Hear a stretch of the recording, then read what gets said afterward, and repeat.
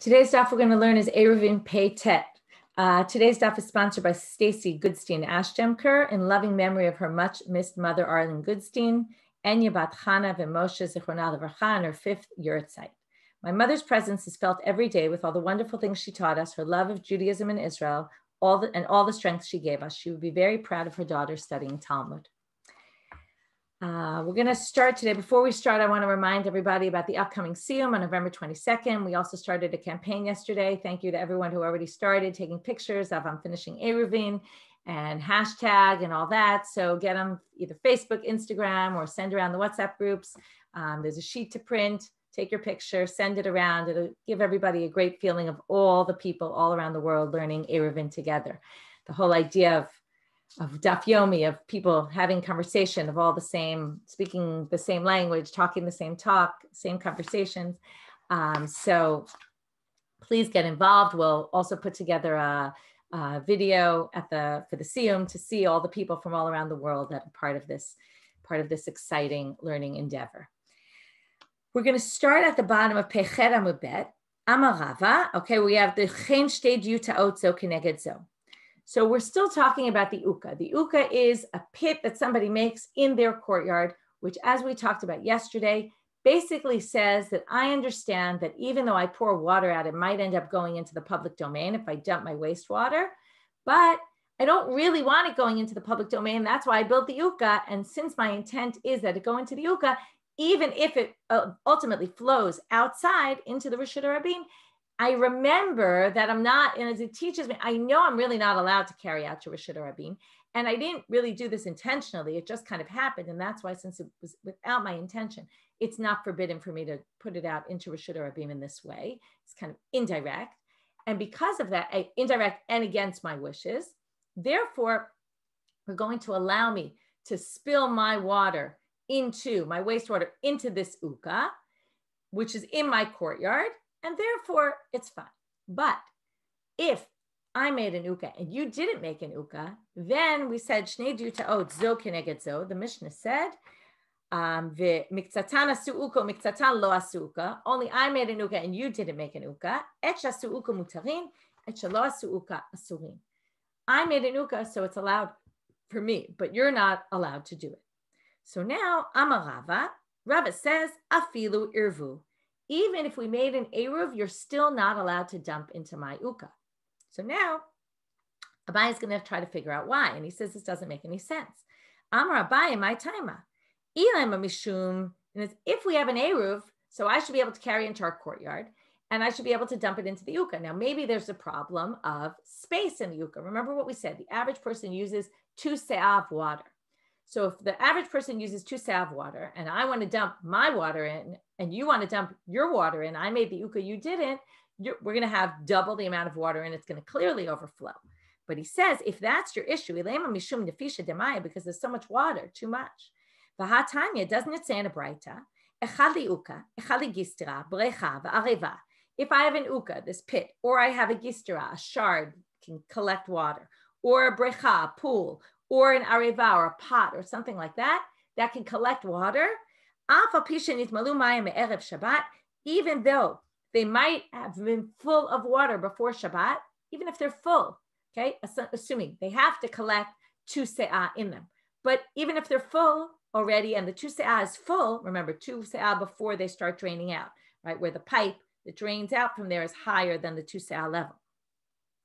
Even if they're full of water, meaning it's not a matter of quantity. And this is what we said. It doesn't matter how much water you dump.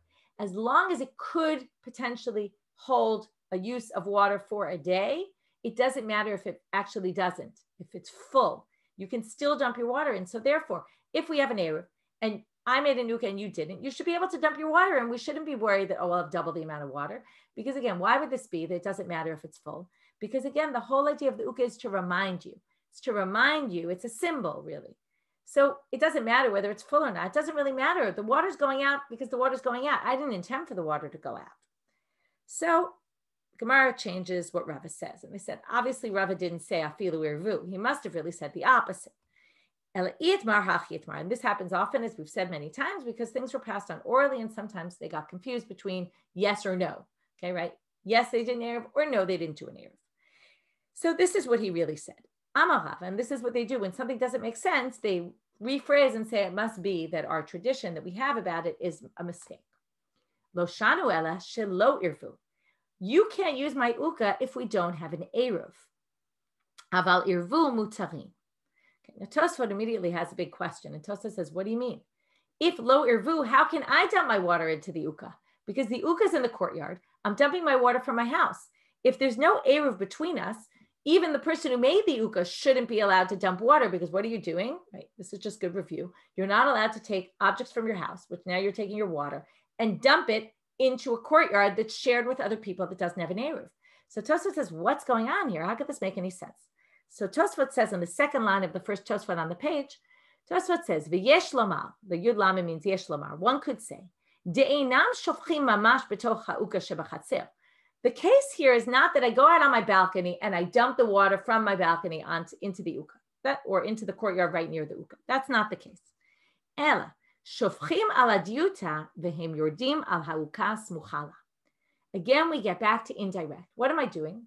I pour onto my balcony. Now, my balcony is my private domain. I'm allowed to take items from my house into my balcony. So I pour the water on my balcony. Now, it's true that when I pour it on my balcony, it's going to drip down. But the point is that if we don't have an Eruv, I'm allowed to take my water, pour it in my own personal property, my balcony, even though I know that it's going to drip down to the uka. And that's because I made an uka. So even though I'm pouring it down and it's dripping down into the uka, it's getting into the chatzer indirectly. So that's okay. And the fact that it will end up in the private domain, I'm not worried because I have an uka and I made my uka, and that indicates I didn't want it to go to the private domain. So now what about you? What about you? Why can't you do the same thing? Pour onto your porch, which you're allowed to do. It'll drip down into the courtyard. It'll drip, once it gets onto the courtyard, it'll go down, right? Probably they sloped the floor a little bit so that everything gets into this uka. So eventually yours will also get to the uka. So why should it not be allowed? So v'chilo irvu my time alo. Why is it not permitted to you? Amarav Ashi gzera dilma ati lafuke mimane debatim lahatam. Exactly what we said a minute ago, that we're not worried about me. I'm not going to learn that it's okay that I can take things from my house into Reshut Arbim because I made an uka. So I showed that I understand that there's a distinction here. But you didn't make that uka. And because of that, theoretically, you could pour it on your diuta, on your porch, or on your second floor, and it'll drip down, which is fine. But you can't pour it. If we allow you to pour on your porch, you might come to, even though, right, and it'll eventually get to the uka, you might think, hey, if I can dump my stuff and it'll eventually get to someone else's uka, maybe I can take objects from my house and put it directly and come downstairs, pour it directly into the uka, and maybe that will be allowed. So therefore, it's not forbidden by law, it's forbidden, or by the ikar adin, as we say, by the Torah law, but it's forbidden by the rabbis so that you don't think. Again, this is all concerned about what are people going to think, okay? So because of that, we don't have an issue. So two questions that just came up that I want to address. One is it wastewater or not wastewater? Again, wastewater could mean different things. This is clearly wastewater. It's water one wants to get rid of from one's house. Is it wastewater like from urine or something? Or is it wastewater from washing dishes? It doesn't, I don't think it really makes a difference what kind of wastewater this is. Why are we not worried about watering the grass? So first of all, it could be there is no grass here. It's just dirt. Maybe it's not grass at all. I assume that maybe that's the situation. Or maybe we're not worried because, again, if it's wastewater, maybe it's not good for maybe it's bad for the ground if you water it with wastewater. I'm not exactly sure. They don't seem to be addressing the issue of watering the grass here. Maybe they're also just focusing in on the issue of carrying, and they're just not addressing that issue. It's a different issue. I'm not really sure though. And with that, we will start the new parak. This is also a review of things we've seen in the past, and we're going to see a three-way machloket about how we treat roofs and other domains that are not, right? Remember, our classic Reshut Yachid, Reshut Rabim. Reshut Yachid is something people use and it's a living space. Reshut Rabim is public domain. And now we're going to have all these areas that are they're not in the public domain, but they're not exactly private either. Okay? Kol gagot ha'ir reshut echat. ובלבד שלא יהא גג גבוה 10 או נמוך 10 דברי רבי מאיר. Rabbi Meir says, all the roofs of the city are, okay, let's go back to the first picture. Picture 312.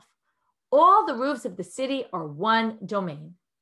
This sounds very strange. What do you mean? My roof is my roof, your roof is your roof. But what do they say? Rashi says it in the fourth line of the first Rashi, she'ein tashmishan tadil. Okay, people don't often use their roofs. We saw this the other day. If somebody puts up a permanent ladder, then we're going to view it as, did I forget to share page? I think I just forgot to share page. Sorry, I thought I was sharing the page. Here, pull up the page. So now, if the roof is if we have roofs that are, now the idea here is that the roofs are next to each other. I can carry from my roof to your roof, and you can from that roof to the next roof. I can basically, and if you remember, we saw a case where they moved things through the roofs of the city in order. They needed something, I think it was for a Brit Milah, and they carried it from roof to roof.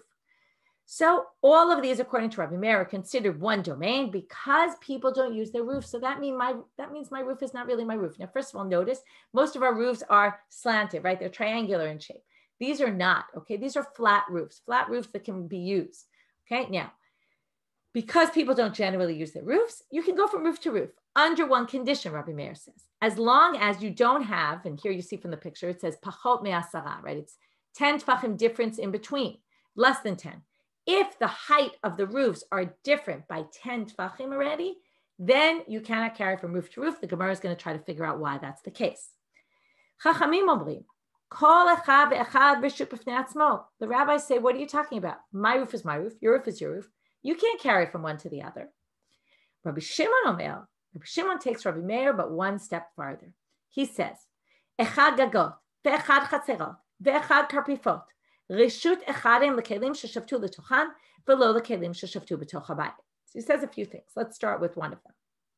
He basically equates roofs with courtyards with enclosures that are not enclosed for living purposes.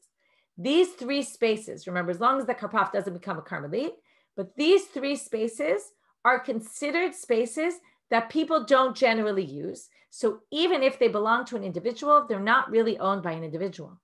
And therefore, one can carry from one to the other without issue. Okay, they're not generally used spaces.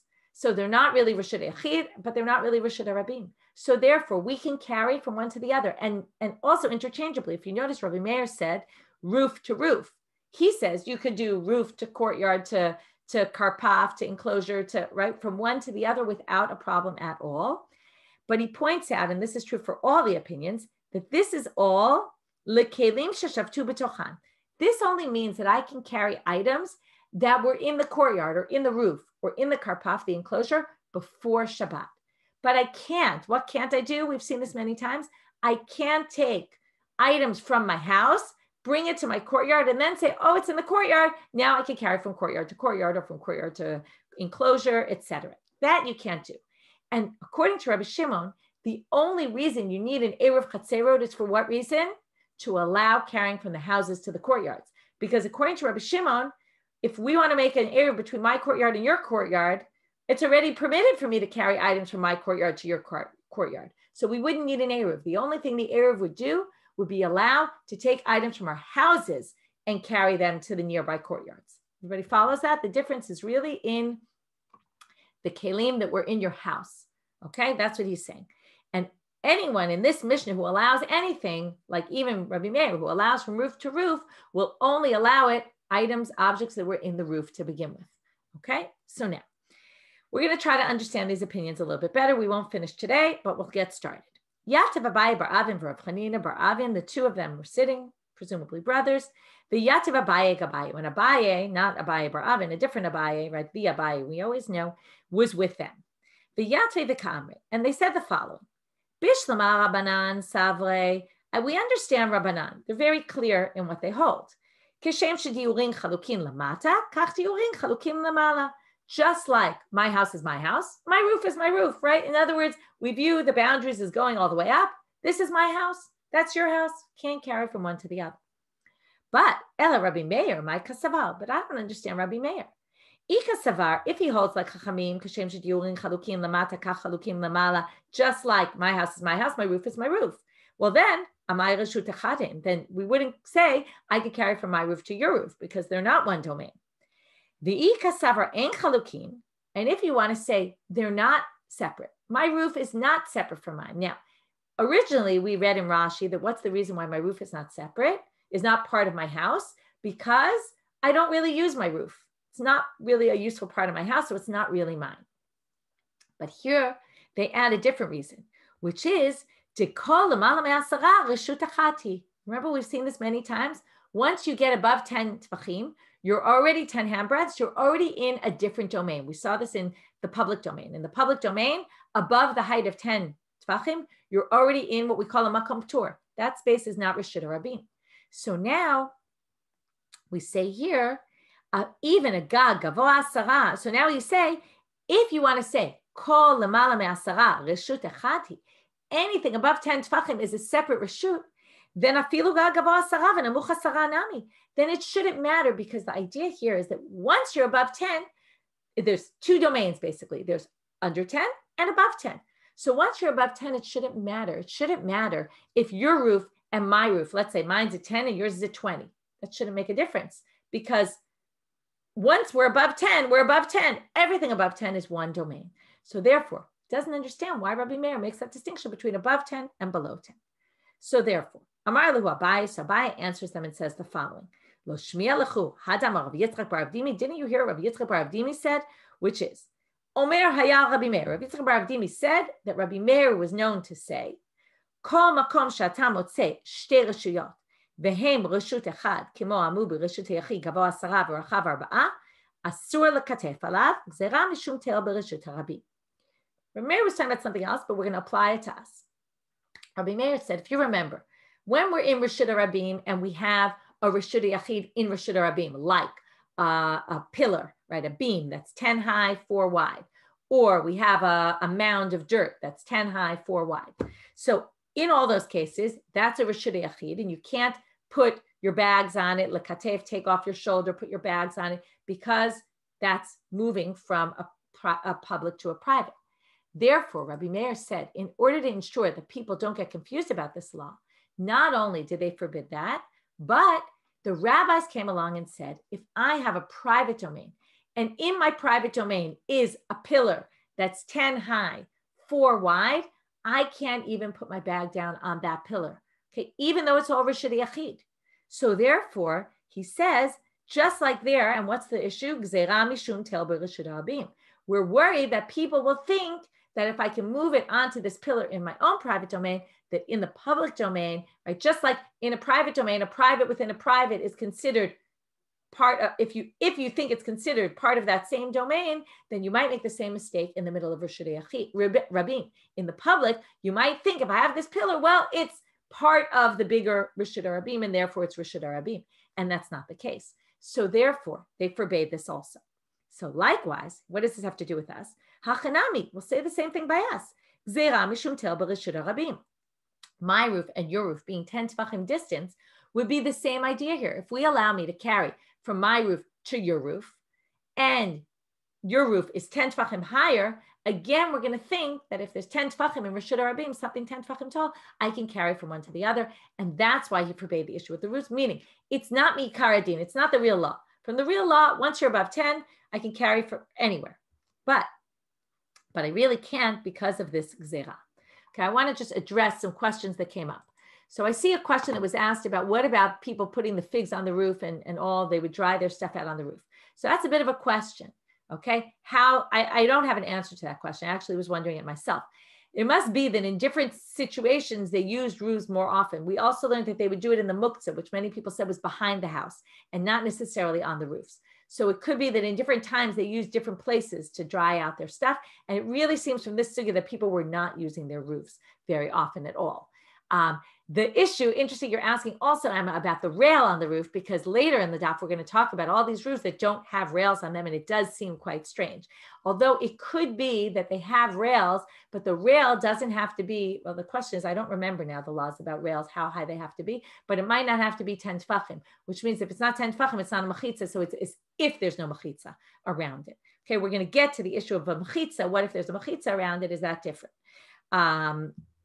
Okay, so let me see, is there anything else? Okay, so lekatef alav again is not to a makom ptul. If you have a tail in Reshut Rabim, that's 10 tefachim high, that's not the airspace above 10 tefachim, which is a makom ptul. That's an actual item. That's a Reshut Yachid. That's a private domain within the public domain. So that's actually private. It's a private domain. So if you put your bag on top of something that's 10 tefachim high, 4 by 4 wide. Again, if it's less than 4 by 4 wide, then it's a makom ptul. But if it's more than 4 by 4 wide, or it's 4 by 4 and 10 high, then it's moving from public to private. That's not a makom ptul. It's not an exempt space. Okay, there might be more questions. I'm not going all the way back though. I'm going to move on. Savor Mina. So now Abaye basically gave this answer to explain Rabbi Meir.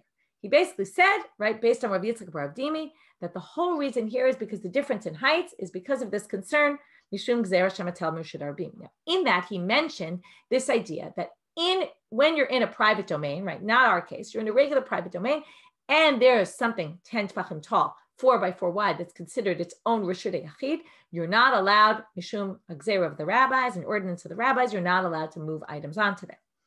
So Savor Mina, they understood from him, afilu machteshet, afilu gigit, even if it's something movable, okay? Right, a machteshet, I forget the exact translation. If it's not the mortar, right? It's the mortar, right? Even a mortar or even a gigit, like a pot or some type of thing, something, basically these are movable items.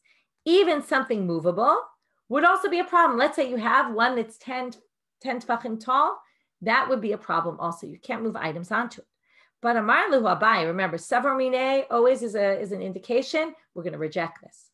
Amar Luhu Abaye, Hachi Amar Mar. No, really, he said, Lo Amar Rabbi Meir Ela Amud Va'amat HaRechaim. It's a beam, a pillar, or a millstone. The stone itself, the thing that stays solid in the ground. Ho'il va'adam kovea lehem makom. In this whole case of Reshut Yachid, when we have another Reshut Yachid inside of Reshut Yachid, we have a private domain within a private domain, we have an object that's 10 tefachim high, 4 by 4 wide, we're going to be stringent and say you cannot put items on it, even though really by law you can, but we're going to be stringent about it so you don't get confused when the same thing happens in the public domain. We're only going to forbid that in a case where they're set in their place and they're not movable. If they're movable, then we're not going to treat it as its own separate Reshut Yachid. Okay? Now, here comes a question on that. V'harei, and a question from our case, kotel shebein shtei chatzerot dikavua. If you have 2 courtyards with a wall in between them, which basically courtyards always really have a wall in between them.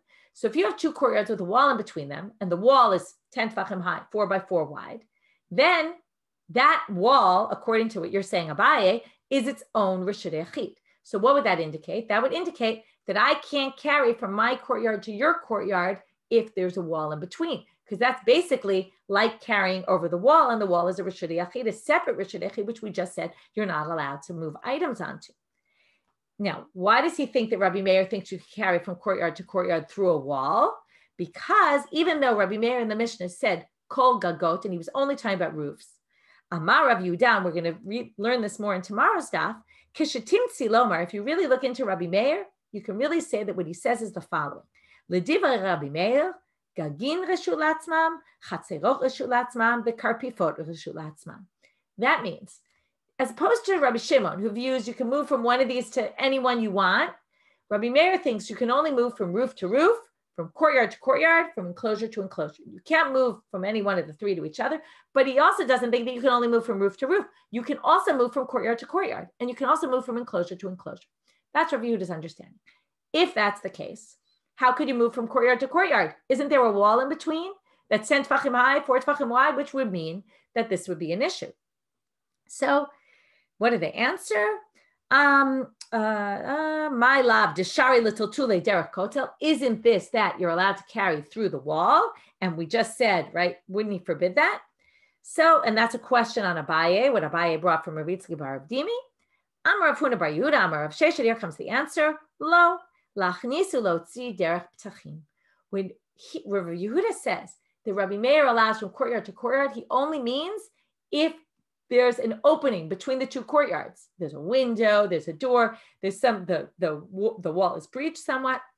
If that's the case, then you could carry from courtyard to courtyard. He doesn't mean any courtyard to any courtyard. If there's a physical wall in between them that's considered its own private domain, then you're definitely not allowed to do that based on what Abaye said. Because then there's this concern, maybe you'll think that you can carry in a tail in Reshut HaRabim. So therefore, we're now again, this means that what's the purpose of Eruv Chatzerot? Eruv Chatzerot only allows you to carry from your house into the courtyard, into the next door courtyard. But you don't need an Eruv to carry from courtyard to courtyard, okay, according to this, right? As long as there's an entrance between them. But we already learned that if there's a wall 4 tefachim high, you can't even make an Eruv won't help you, remember? Because you have a wall in between that's separating you and you're not even allowed to make an Eruv. So basically, Eruv Chatzerot becomes very limited, according to Rabbi Meir and Rabbi Shimon, because already much is allowed. What it really allows you to do is anything in your house you can take out to your courtyard and from there move it to the other courtyard. Now we're going to deal with Shitat Chachamim. Chachamim omrim kol echad ve'echad reshut b'fnei atzmo. Now, if we view my roof is my roof and your roof is your roof, so number one, the rabbis say we can't carry from one to the other. What about on my own roof? Am I allowed to carry? Is it considered my own private domain that I can carry? So it sounds like that from the Mishnah, because what does he say? Reshut b'fnei atzmo, which means it belongs to the house, which means just like I could carry anywhere I want in my house, I could carry anywhere I want in my roof. But not everybody agrees with this. Itmal. Rav Amal, Rav and Shmuel have a machloket.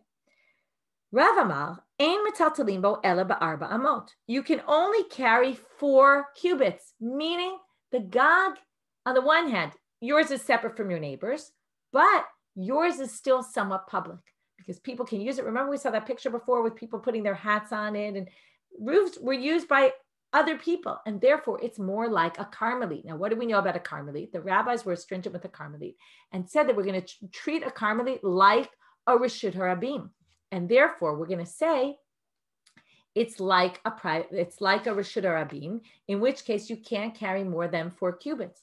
So comes Rav and he says, according to Chachamim, you can only carry on your roof 4 cubits. You can't move anything more than that. It's not a full private domain. Ushmuel amar mutar l'taltel b'kulo. You can carry on the whole roof. Now we're going to have a debate about what we're talking about. So again, we're assuming, going back to Emma, your question, there's no mechitzot on this roof, okay? So b'mechitzot hanikarot, okay, let's pull up the picture. If there's clear walls, now they don't really mean mechitzot kfuo. Look at picture 313, okay? There's clearly no mechitzot here. Notice the roof is flat entirely. But what do they mean mechitzot hanikarot? If my roof is next to your roof, but our houses have a little bit of space in between us, then what happens? If I'm standing on my roof, I can see the walls of your roof. So I can see your walls and I can notice my walls. As opposed to, I'll look at the next picture, 314, where we basically have attached houses. If our houses are attached, it's true I have walls and you have walls, but nobody can see them while we're standing on the roof. It looks like it just goes from one to the other. So now, if the mechitzot are nikarot, meaning I can see that there's a wall of your house and you can see there's a wall of my house, which makes a very clear separation between us, then kule amalu pligi. Everybody agrees that what's going to work here. Now, this goes back to something we saw before about good asik mechitzta. Just like we talked before about the mechitzot that we see, they imaginarily drop down. That's achit. Achit is nichita, to go down. Salik is to go up.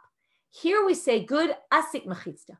Since I can see the mechitzot between you and me, therefore we can view them as if they're going up all the way and as if they separate us. We don't need a real separation. What this is basically saying very simply, we don't need a physical separation on our roofs because we can clearly see that our roofs are distinct. From the walls of our house, it's clear, and therefore we can view those walls as if they go up, and therefore it's as if there's a mechitzah separating me and you. And even Rav will say you can then carry in your entire roof because it's your own private domain. But but their machloket is in the next picture that I showed you, which is 314, which is if you can't see the boundaries between my roof and your roof, therefore we're going to assume. Now, here Rav is going to say, Rav amar ematal talim bo ela ba'arba amot. Why? Because lo amar good asik mechitzta. This looks like my roof opens right up into yours. That means that our areas are paruts one to the other. And we can't carry it all, right? We don't have more than 4 amot because it's a big open space. And we can't use good asik here because we don't see any walls. Ushmuel amar mutar l'taltel b'kulo. No, on this roof that's totally open to yours, no you can't see the walls because we're right up against each other, still you can carry the Amar Gud Asik Mechitza. It doesn't matter that you can't see the walls. We all know that there's a house here below us. There's walls from the house. The house walls go up to the sky, even though we don't actually see them. Okay, so that's an interesting debate about what makes a separation between us. Can we assume that we understand there's a separation? And in what case can we assume we understand there's a separation? And that's really the debate between them. So now we're going to bring sources that seem to go against Rav. Two sources. Tnan says in our Mishnah, Chachamim omrim, kol echad ve'echad reshut la'atzmo. Says here, every space is a reshut by itself. Reshut la'atzmo sounds like you can carry in the whole space. It's yours. It belongs to you. So Bishlam al Shmuel, according to Shmuel, it says you can carry in the whole space. Nicha makes perfect sense. Ela l'Rav kasher, but it doesn't really make much sense according to Rav. So Amrei be Rav mishmei de Rav. So in the house of Rav, they said in the name of Rav to support his answer. Shelo yital. What does it mean? Reshut la'atzman. Now, if we say this whole roof is kind of public, right? So what does it mean? It means you can only carry 4 amot. Where can you carry 4 amot? On your roof? Or can I carry 2 amot on my roof and 2 amot on your roof? Because we're all considered one. So kol echad reshut la'atzman means shelo yitatel shtei amot b'gag zeh u'shtei amot b'gag zeh. You only have 4 amot within your own roof. You don't have 2 amot in your roof and 2 amot on the other roof. You can't do that. You can't combine them. They're reshut la'atzman for the sense that your 4 amot that you get, it's actually much more stringent. It's not only you only have 4 amot on your roof, but your reshut is distinct from the other. So the 4 amot you get it are only on your own roof. You can't split them half, my roof and your roof. Same question now they're going to ask, same type question in the next section. So again, they're going to ask on Rav. Rabbi Elazar said, when I went to Babylonia, remember he was from Israel. When I went, it's Rabbi Elazar the Emora. When I went to Israel, to Bavel, Hava Amrina be Rav, Mishmei de Rav, the students of Rav were saying in his name, Amru, Ein metaltalim bo ela ba'arba mo. You only get 4 cubits. V'hane debei Shmuel tanu, but in the house of Shmuel, now here it says a very important word. It's not that Shmuel disagreed with them only, but Shmuel quoted a Braita. Okay, now again, once Shmuel quotes a Braita, that's going to raise a question against Rav, because Rav's not, now there's a bit of a problem with what I'm going to say. I'll say it and then I'll give you a little caveat about it, but Rav is an Amora, and Amorim can't disagree with Tanaim. Okay, so basically what they're going to say is Shmuel brought a Braita that disagrees with Rav. Now, it's not exactly true what I just said, because Rav, I've mentioned this before, Rav has status like a Tana, and therefore, since he has special status, he is allowed to disagree with Tanaim. It's called Rav Tanahu Upali. He's considered a Tana, and he can disagree with the rabbis if he wants, with the Tanaim. But they only use that answer when they have no other choice. So every time they're willing to raise questions against Rav from a Braita, and if they can answer in some better way, they'll answer it in some better way. That's kind of what we say a last resort option. If we have some Tanaitic source that we can't figure out how Rav fits in with it, if we have no other choice, we'll say Rav Tanu Upali, but we try not to say it if we can help it. So that's why they're going to give a different answer here. So they say, again, what did the house of Shmuel brought the following Braita? Ein lahen ela gagan. What does it mean, ein lahem ela gagan? It means all they get is their roof. But it does say they get their roof. Now, what does it mean they get their roof? Right? It means I can't carry from my roof to your roof, but I do get my roof. Get my roof sounds like, just like before, Reshut Latzman. It's the same idea. It means it's mine. I can do whatever I want on my roof. I can carry much more than 4 amot. So again, it seems to go against Rav. My ein lahem ela gagan, lav desharu l'tiltule bekule. Isn't that what it means? That you can carry in the whole space. So we already had this question on the Mishnah and we explained it. So now they're going to say, Umi alima mimanitin, is that Braita any stronger than our Mishnah? Which we already explained. Just like we explained in the Mishnah, what it means is you get it to yourself, and meaning this is yours and you can only carry your 4 amot on your own roof, but you can't do 2 amot here and 2 amot there. Hachanami, you'll say the same thing when it says Ein lam ela gagan. That means you only get your roof, meaning your 4 amot are only in your own roof and they can't be in someone else's. Also, shtei amot b'gag zeh, u'shtei amot b'gag zeh. It's to tell you can't do 2 amot here, 2 amot there. Now we're going to get back to our famous Rav Yosef. Remember, Rav Yosef was someone who knew everything. He was known as a Sinai. He had a great memory, remembered everything until he got sick later in life. And very sadly, he forgot his Torah. So here we have another situation where Abaye kind of, I would say, accuses Rav Yosef or reminds Rav Yosef of the Torah that Rav Yosef forgot. But interestingly, Rav Yosef is going to have an interesting response.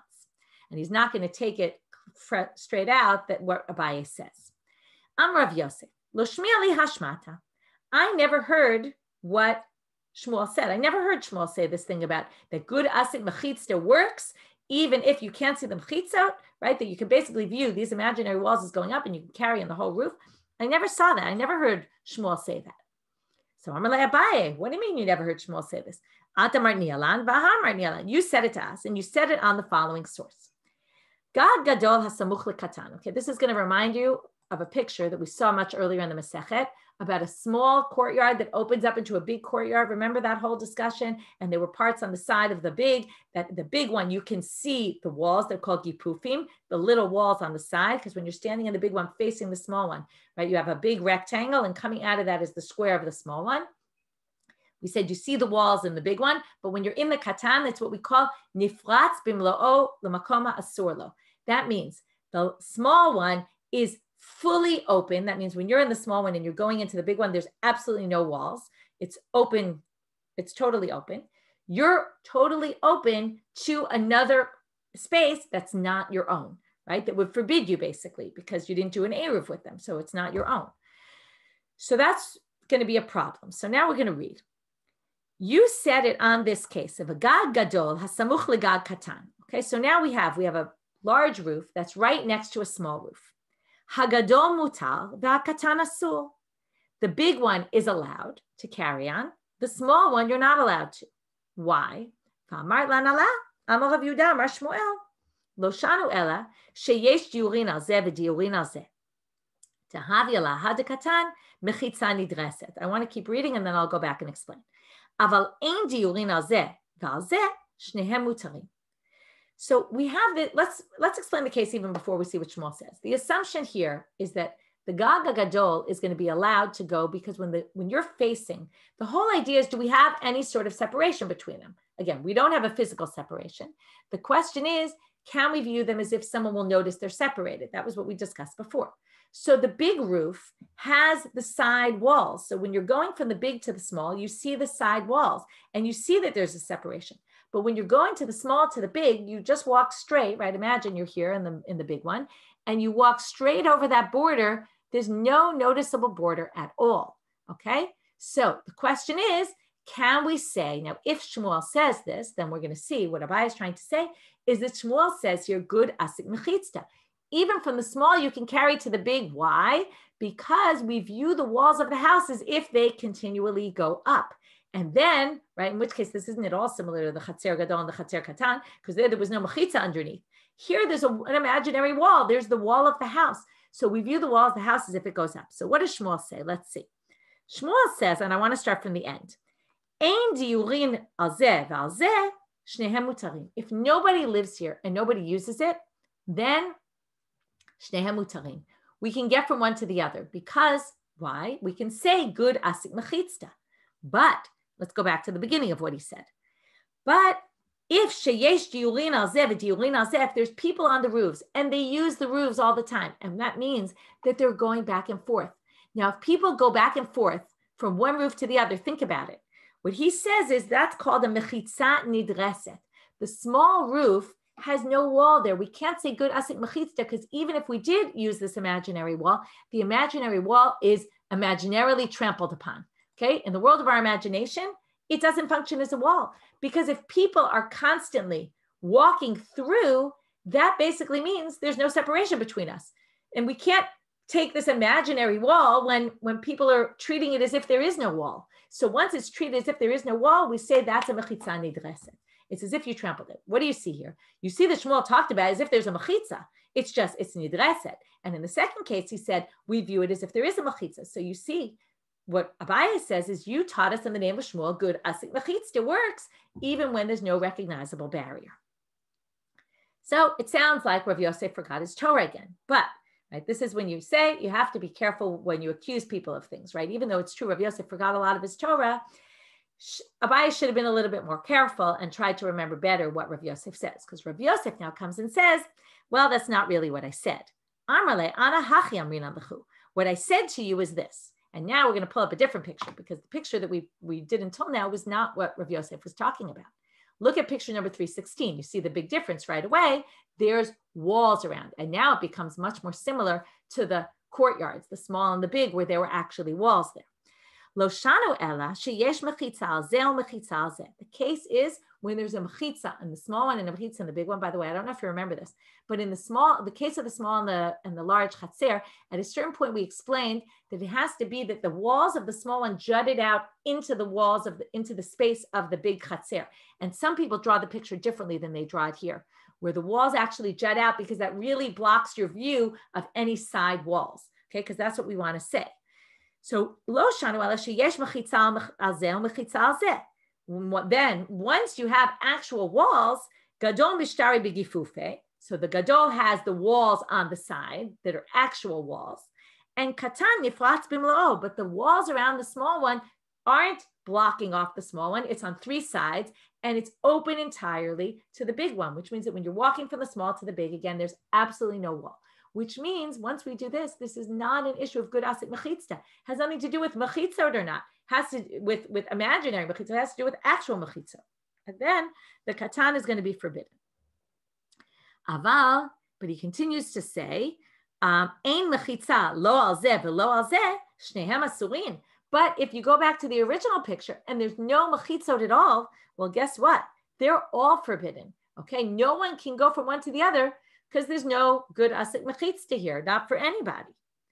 So now they say, Abaye is still not satisfied. Okay, Rav Yosef says, that's not what I said. I said something different, and this is what I said. So Abaye says, wait, but I remember, but you said something about if people live there or if people don't live there. I remember specifically you talked about whether there's people or whether there's not. And when you just explained this, has nothing to do with whether there's people or whether there aren't people. So Rav Yosef continues, and he says, what I meant was, if you think I said something about people living there, then this must be what I said. In other words, Rav Yosef is kind of remembering. This is what I said to you. Lo shanu ela sheyesh mechitza re'uya l'dira al zeh u'mechitza re'uya l'dira al zeh. This whole case is going to be when there's a mechitza that's valid for living on the big one, valid for living on the small one. Then the big one can go into the small one, but the small one can't go into the big one. That's so far what we said. Aval, what if yesh mechitza re'uya l'dira al gadol? Let's say the big one has a mechitza, not like this picture where the big one has, but the small one doesn't have one at all. Okay, ve'ein re'uya l'dira al katan. There's a mechitza that you can't use for living purposes. Not a valid mechitza on the small one. Then afilu katan shari lebnei gadol. Okay, now we're going to say the small one is going to basically become the reshut of the larger one. Okay, sorry, I said something wrong a minute ago. If the big one, sorry, I said something very wrong. Let me correct it. But if they both have mechitzot, then again, what happens? The big one, these walls, they have the side walls, so they know they can carry within their own roof as much as they want because they have a boundary that's noticeable, right? We can basically draw this dotted yellow line.